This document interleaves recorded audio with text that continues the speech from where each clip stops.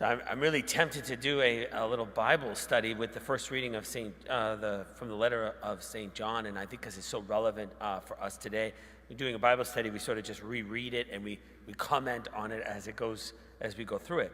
But I do really want to make sure that we understand that,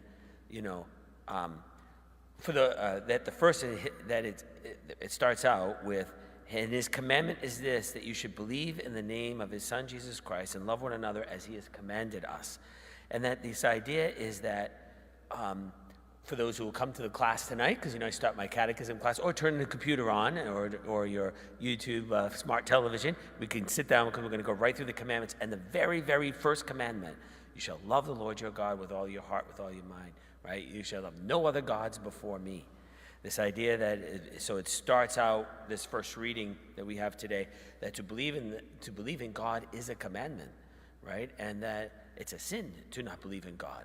Sometimes you just sort of feel like it's a decision we make, but we believe it's a sin, first and foremost, against the first commandment, to not believe in God.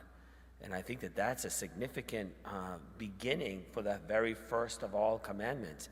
And you'll hear about that tonight, the importance to believe. Right? And what does it mean to believe in God?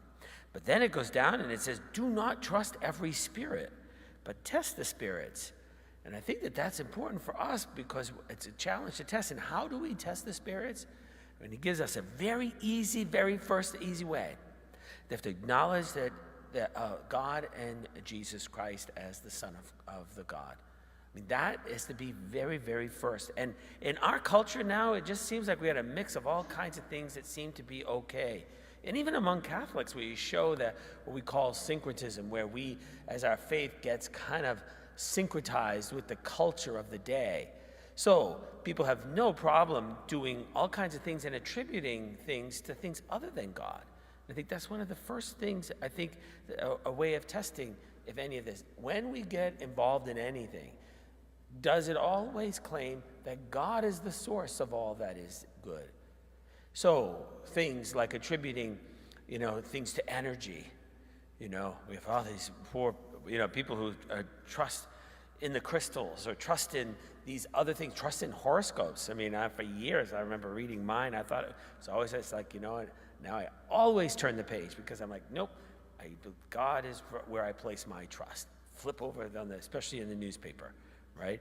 But things like Reiki, self-help, the stars, astrology, the day you were born, all these things that seem to attribute either the goodness or God or the action in the world other than to God, to some other kind of force, a random force. And those are spirits we do not trust in, right? As St. John says today, do not trust these spirits, test them. And if they don't attribute God as the source of all that is good, as the source of all that is grace, as the one who comes, then we as people do not trust it, nor do we want it as part of our life.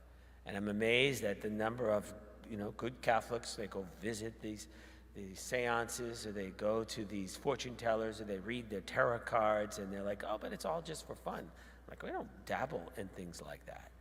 Because we don't trust those spirits for whatever it is that you think. And then if you don't believe it, why would you even do it? Because unless in some way you are putting some kind of trust in this. And I think it's a challenge for us as we go through this world, that first and foremost, God is God in our life, nothing else.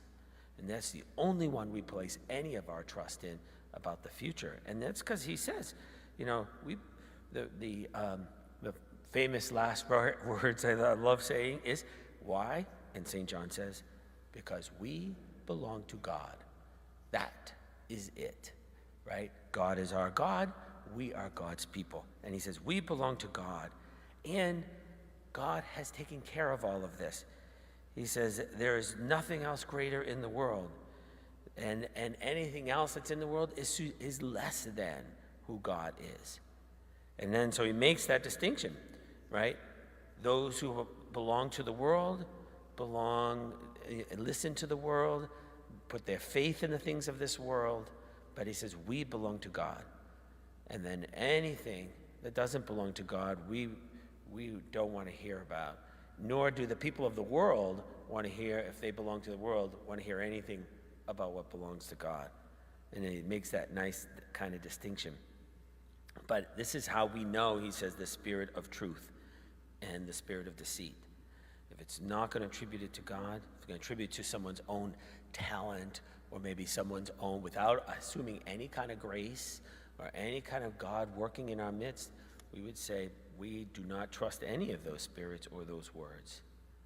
So I think it's, St. John, it was written a little later in the letter of St. John, because now the church is beginning to see how it's working with the world, and a challenge for us as well that's still real today. And may we remember that as we go out throughout this day, is what makes us different. And it's hard to be, because we always want to be the same. It's like, no, what makes us different is we profess. We belong to God. We've chosen that. God belongs to us. He is our God. We are his people. Therefore, that's the only place where we place all of our trust, all of our future, all of our desires and wants, is to serve the Lord our God. May that be the continuation and the most faithfulness to the first commandment and the greatest of all commandments that God has given us.